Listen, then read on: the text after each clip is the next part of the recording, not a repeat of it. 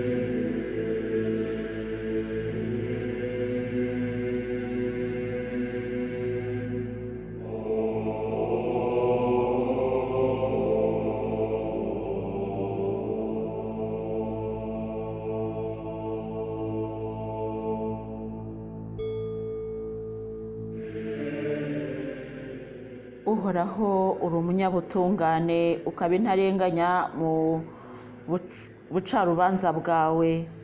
Washyizeho amategeko yawe mu butabera, ugaragaza ukuri gushyitse. Ishyaka ry'uburakari rirangurumanamo, kuko abanzi banjye bibagirwa ijambo ryawe.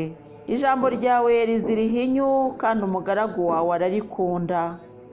Nubwo ndi ntamenyekana n'isuzugurwa, sinigeze nibagirwa amategeko yawe. Ubutabera bwawe buhoraho iteka ryose, kandi amategeko yawe ni ukuri kudakuka. Ishavu n'ihagarikamutima byamfashe, ariko amatangazo yawe yo antera ubwuzu. Ibyemezo byawe ni ubutabera bw'iteka ryose. Umpere ubwenge kubyumva, maze nzabeho.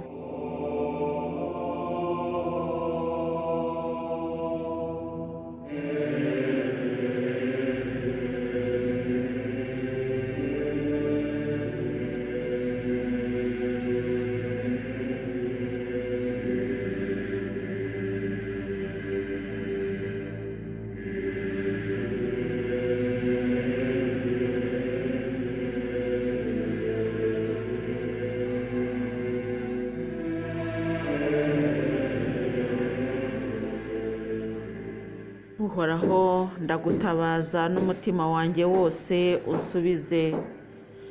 Ndashaka gukurikiza ugushaka kwawe. Ndagutakambiye urantabare kugira ngo nkomeze ibyemezo byawe. Mbere y'umuseke mba ngutabaza nizeye icyo uri buvuge. Mba nkanuye mbere y'uko bucya kugira ngo nzirikane amasezerano yawe. Uhoraho wumva ijwi ryanjye kuko uri umunyampuhwe. Umbesheho ukurikije amateka waciye. Inkozi z'ibibi zintoteza ziransatiriye. Amategeko yawe ziyagendera kure. Wowe Uhoraho undi hafi kandi amatangazo yawe niyo y'ukuri. Kuva kera namenye ko ibyemezo byawe wabishingiye kuzahoraho iteka. Amina.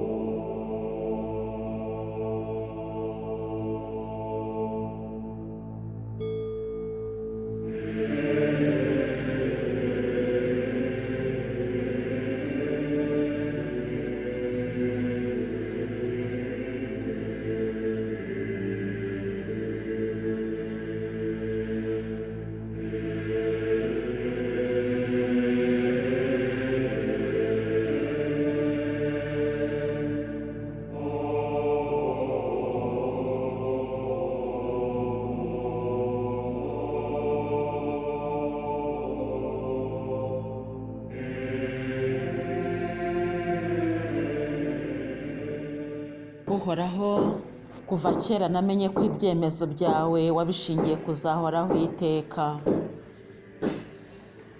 Ibyemezo byawe ntabwo ari iby'akanya gato. Uhoraho ndabizi ko igihe washinze isi wayishinze mu bushobozi ndetse no mu bwenge bukomeye. Nta wagufashije kuyishyiraho, kimwe ko n'igihe cyo kuyikuraho ntawe uzagufasha kuyisenyura. Ibyo wubatse mwami muzima ntabwo bizakunanira kubisenya. Nyamara mwene muntu arakataje, arasenya ibyo yiyubakiye. Mwene muntu arasubira inyuma akajya kurambika hasi ibyo yakoze yiyushya kuya. Uhoraho nyirimpuhwe, ndakwinginze kugira ngo urebe inzirakarengane ziri kugwa mu ntambara hirya no hino ku isi. Abakomeye barashuka, abandi bati nimurwane, abandi bati nimwemere tuzabafasha, abandi bati ntidusubire inyuma dufite imbaraga. Nyamara kuko harimo abababara, harimo abantu b'inzirakarengane baba babigwamo. Uhoraho nyiringabo, Uhoraho nyirimpuhwe, ndabizi neza ko kera warwanye kandi ugatsinda ufite ingabo nkeya. Nakwingize kugira ngo uhagarare mu ruhande rw'inzirakarengane, uhagarare mu ruhande rw'abaciye bugufi, uhagarare mu ruhande rw'abarwanira ukuri, kandi uhagarare mu ruhande rw'abafite icyo bashobora kugeza ku isi, kuko isi igeze kure, igeze habi rwose. Jyewe ndasenga Uhoraho nkumva nakubwira ngo yirimbure isi, wongere utangire bundi bushya, wenda natwe tuyigendeho, ariko byibuze abazaza kera bazagira amahoro mu mibereho yabo. Uyu munsi ndareba ngasanga aho tugana ari habi cyane, kandi kuko twareba kure tugasanga nta heza h'isi. Uhoraho nyiringabo, ndabizi ko ku gihe cya Nowa ubwo umwuzure wari urangiye habayeho igihe kirekire cyo kugira ngo abantu bongere bacumure, ko haje bashyashya kandi bahereye kuri Nowa wubahaga Imana. Nubwo icyaha cyakomeje kugenda gihererekanywa, ariko uko biri hashize igihe kirekire. N'ubu rero njya nicara nkavuga nti Imana, birakwiriye ko wareba ukongera gushyiramo cya gihe kirekire, ariko ari uko umaze guhindura ibyanze guhinduka, ibyigize ingunge bikaba bigihagaze ukaba wabyicaza. Ndacyakomeje isengesho cyo kugusaba guhagurutsa ibikwiriye guhagarara kandi bikaba byicaye, no kwicaza ibikwiriye kuba byicaye bikaba bihagaze. Ndacyakomeza kugusaba gushyira ikintu cyose mu mwanya wacyo kugira ngo abariho bahumeka amahoro. Ndacyakomeza kubikwingingira Mana y'amahoro, kuko nzi neza ko amahoro utanga ari amahoro yuzuye. Waduhaye umwana wawe w'ikinege kugira ngo aduhe amahoro. Yezu mwiza waduhaye amahoro, urayazana urangije uratubwira ngo mbahaye amahoro ko sinyabaye nk'uko isi yatanga. Amahoro y'isi rero yatunanije n'intambara hirya no hino ku isi, ibihugu biraterana amagambo, ibintu birakomeye. Yezu n'ukuri ndakwinginze. Aratubwiye ngo urananiwe, ntabwo unaniwe gukiza mwene muntu, ariko no kuguma gufasha abadashaka kubona ko bakeneye gufashwa nabyo birababaza, kandi ndakumva. Niyo mpamvu nanjye nishyize iruhande rwawe kugira ngo ngufashe. Numva nagufasha Nyagasani Yezu, ariko nkabura icyo nakora. Umubiri wanjye ndawutinyisha, akantu kose kankoraho nkababara, ariko nkavuga ngo ndashaka kugufasha gukiza isi. Nayewe ubwoko bw'umubabaro nashobora ntawo. Noneho nkavuga se Yezu, nzagufasha gukiza isi koko mu bwoba? Nkumva wangiringa bikomeye nkagufasha, ariko nkumva nakora igishoboka kugira ngo isi igire amahoro, kuko abantu bari kuyibabarira, abantu bari gupfa umusubirizo, kandi abarimo gupfa benshi n'inzirakarengane batazi iyo biva n'iyo bijya. Abo hejuru bakajya impaka ku bintu bibareba, bati rwose bati za peteroli ducukura ntabwo ziri kubona isoko, abandi bati dufite intwaro za kirimbuzi. Ibyo ngibyo byakorewe wa wundi w'inzirakarengane ntabizi, ahubwo baba baramwibye ibye bakajya kubikoresha ibyo bitwaro bya kirimbuzi. Byarangira rero bakaba ari we bagiye kurimbura. Ariko kubera ko nzi ko uri Imana ihagarara mu ruhande rw'abaciye bugufi, ndongera nkakurebaho ukambwira ngo nimuhumure ndabarinze. Ndabizi ko amahoro yacu atazava mu ntambara, ndabizi ko ku isi naho byakomera, ariko abawe bararinzwe. Kandi uzashaka gutwara ntabwo uzamutwara bitewe n'uko habaye intambara, ahubwo igihe cye nikigera cyo gutaha uzajya utahisha uwo ubona akwiriye gutaha. Aho Mana nziza rero ndacyasenga kandi nkwereka iyi si dutuye, iyi si igoye, iyi si igowe, ubuzima buyiriho buraruhije. Ab'isi bitwa ngo ni abakomeye bafatira ibyemezo isi, bafite gahunda yo kwica abantu, ngo abantu bamaze kuba benshi ngo kandi bari kororoka cyane.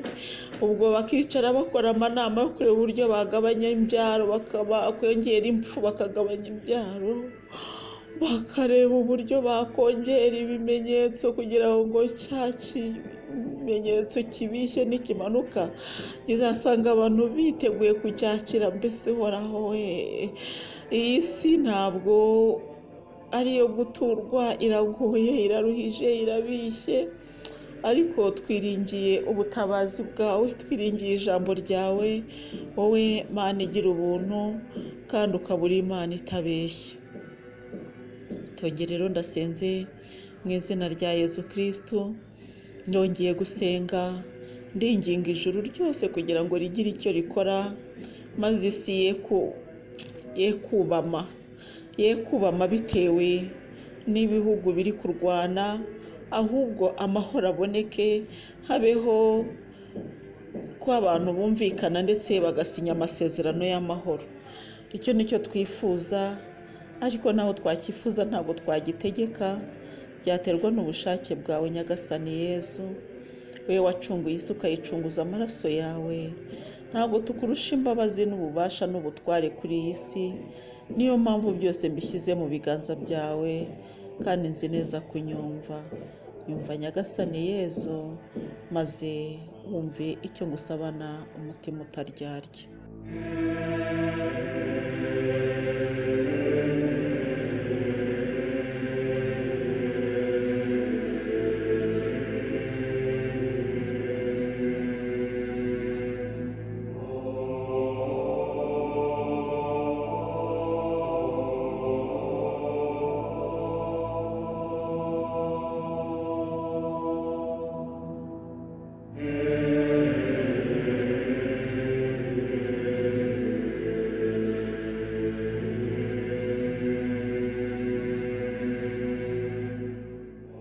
Uyu munsi rero tugiye kugerageza gusobanukirwa amagambo ari mu ibonekerwa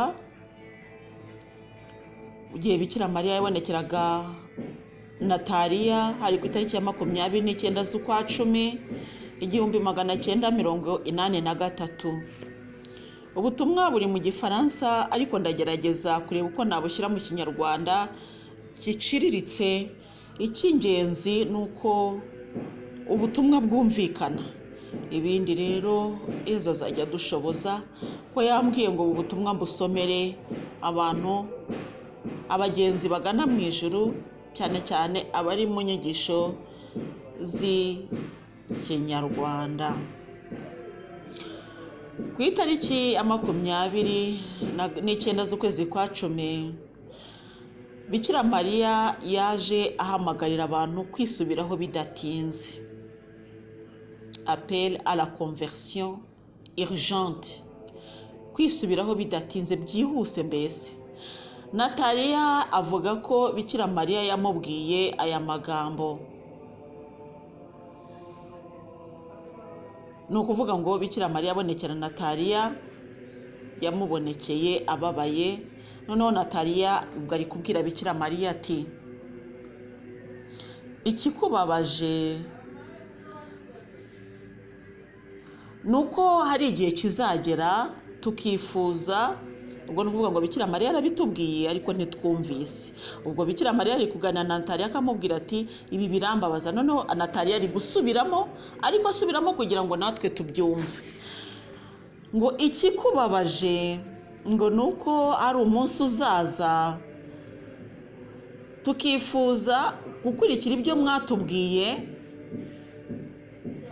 tukifuza kugukunda uko bikwiye cyangwa kubakunda uko bikwiye, tukifuza kubakorera ibyo musaba, tukifuza kububaha no gukora ugushaka kwanyu, ariko bizaba bitagishoboka.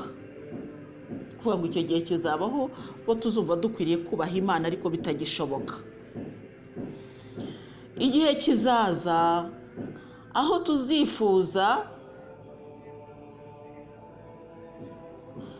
tuzifuza kubabona. Ubwo arabwira Bikira Mariya, ariko hari igihe kizagera kandi tuzifuza kubabona, tuzifuza kumva ibyo muvuga, ariko ntacyo tuzabasha kumva. Ngo hari igihe kizagera ubwo tuzaba twifuza kubegera ariko bitagishobotse. Pitié de nous, tubabarire. N'ubu ngubu ngo n'ubu nta rindi jambo mufite ryo kutubwira ngo uretse iryo kwisubiraho, kwihana, kwisubiraho. Ngo mwambwiye ko le monde va toujours mal, ngo mwambwiye ko isi ikomeje kugenda imera nabi, ko itigeze ikira, ngo kandi ko ibyo mwambwiye gukora kugira ngo nkize isi bishobora kuyikiza koko.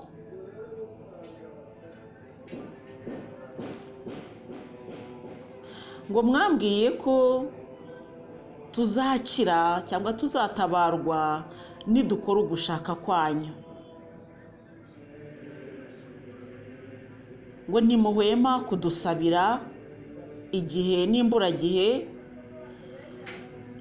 ngo kandi byabaye ngombwa ko muza kudusura kugira ngo mutumenyeshe ibizaba, muduteguze, ngo mutwereka inzira y'umukiro,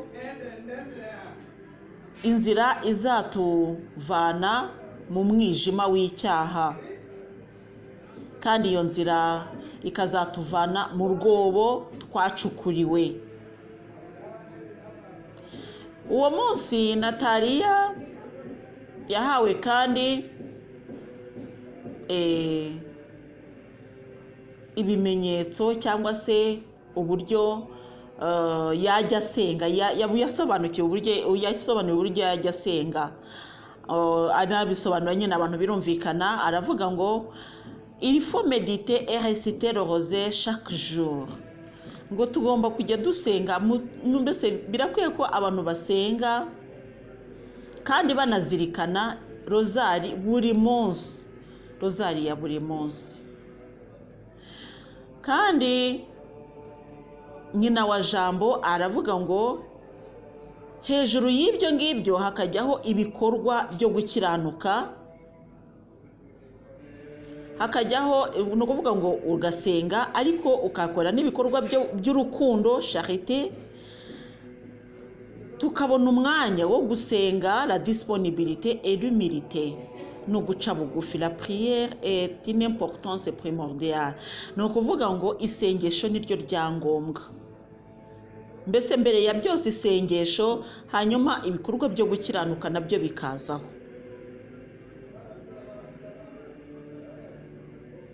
Hanyuma kandi akavuga ko buri muntu agomba kubikora abikuye ku mutima. Akanavuga ko isengesho rigomba kuba rikoranywe umutima umenetse, kandi bikava mbese riturutse ku mutima w'umuntu. No ngo kuvuga isengesho uvanye ku mutima.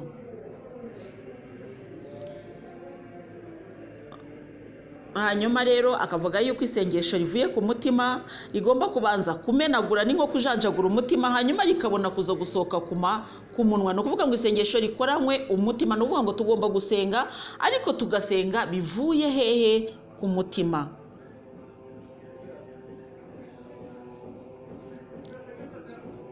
Hanyuma akavuga yuko akamenyero cyangwa imigenzo yigaragara inyuma nabyo igomba kwitabwaho kugira ngo idufashe kudatwarwa n'uburangare mu gihe cy'isengesho. Ni ukuvuga rero urugero kugira ngo wumve neza icyo bishatse kuvuga, ngo niba umuntu asenga en position assise, yicaye ukushe cyangwa aryamye, il est exposé à la distraction. Ni ukuvuga ngo icyo gihe umuntu aryamye, iyo asenga aryamye cyangwa se yicaye, akenshi bimukurura mu ntege nkeya mu isengesho cyangwa se uburangare mu isengesho.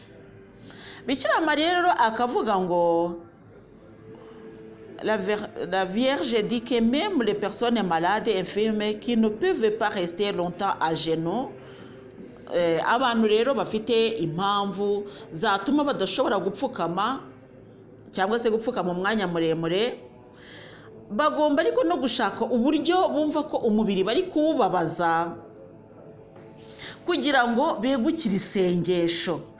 Ahangaha rero Bikira Mariya yavugaga yuko mu isengesho, kugira ngo wumve ko isengesho nyine urikorana umutima umenetse kandi rigenda koko, ugomba kwirinda uburangare mu isengesho, cyane cyane ukirinda kumva mbese ko uryohewe n'icyicaro usenga wicaye, ubundi umubiri ugomba kuwubabaza kugira ngo roho izamuke. Nibyo Bikira Mariya yavuze. Hanyuma Bikira Mariya aravuga ati voici le récit du message reçu ce jour tel que Nathalie l'a résumé dans une brochure. Dore rero uko Nataliya yagerageje kubishyira mu magambo make ibijyanye n'ibonekerwa ry'uwo munsi. Bikira Mariya yaravuze ngo je suis venu pour vous annoncer que le monde va mal. Ngo naje kubabwira yuko isi imeze nabi. Vous rappelez ce que vous avez oublié, vous montrer le vrai chemin.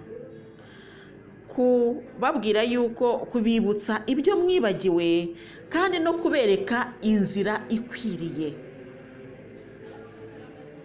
Ubwo Nataliya ari kugerageza nyine gukora resume y'ubutumwa, kuko Bikira Mariya yaraje baraganira ari kuduha bimwe mu byo baganiriye. Resume: le monde va mal et tout ce que je vous ai dit est un remède qui peut sauver le monde.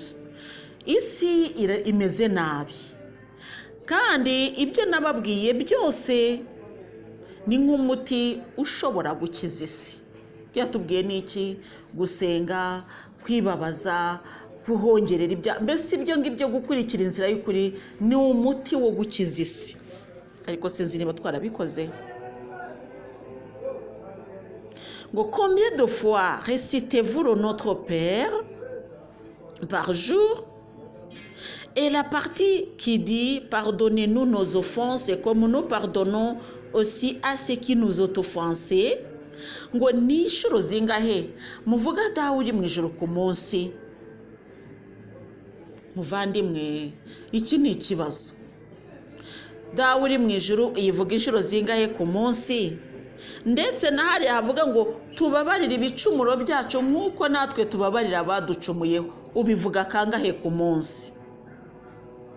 Aho ngaho rero buri wese arisuzuma arebe niba koko uburyo abikora ari bwo buryo bukwiriye. Combien de fois récitez-vous le Notre Père par jour?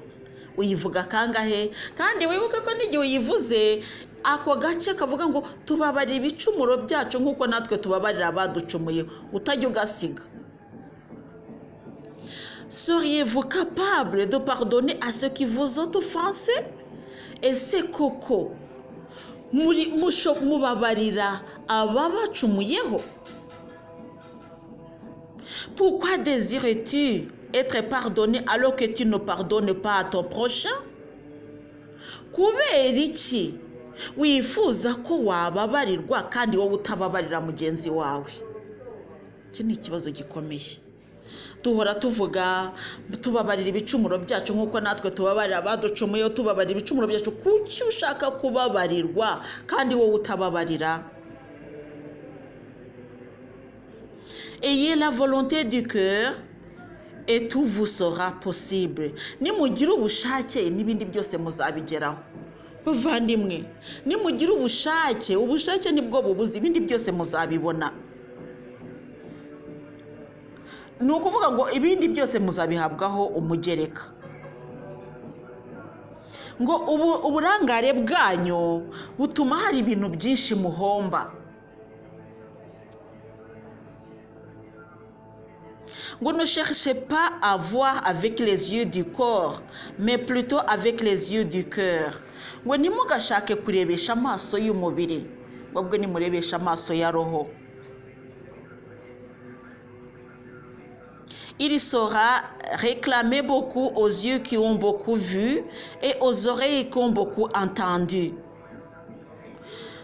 Mbese uwabwiwe byinshi n'uwabonye byinshi nawe azabazwa byinshi. Wumvise byinshi azabazwa byinshi, wabonye byinshi azabazwa byinshi. Nimushake rero kubonesha amaso ahubwo y'umubiri, ahubwo nimushake kubonesha amaso ya roho. Cessez de m'attrister mes enfants. Ngo murekera kumbabaza abana banje. Mwikomeza kumbabaza abana banje. We nibikira Mariya uri kudusaba ahagaze ikibeho. Muvandimwe, reka kuguma kubabaza Bikira Mariya mu ntambara zinyuranye uri gutera aho uri, mu bibazo mu midugararo inyuranye aho uri. Reka gukomeza kubabaza umubyeyi w'Imana, umubyeyi Bikira Mariya. Nimureke rero dusenge, tuvuge ndakuramutsa Mariya twisabira imbabazi, ariko nuza kubona akanya aze gukora ishapure y'ububabare burindwi bwa Bikira Mariya asabe imbabazi. Ndakuramutsa Mariya wuje mubarana n'Imana, wahebuje abagore bose umugisha, na Yezu umwana wabyaye arasingizwa. Mariya mutagatifu umubyeyi w'Imana, urajya udusabira tw'abanyabyaha kuri ubu n'igihe tuzapfira. Amina. Bikira Mariya utarasamanywe icyaha, urajya udusabira twese abaguhungiyeho. Mwamikazi wa Kibeho, udusabire. Ku izina ry'Imana Data na Mwana na Roho Mutagatifu. Amina.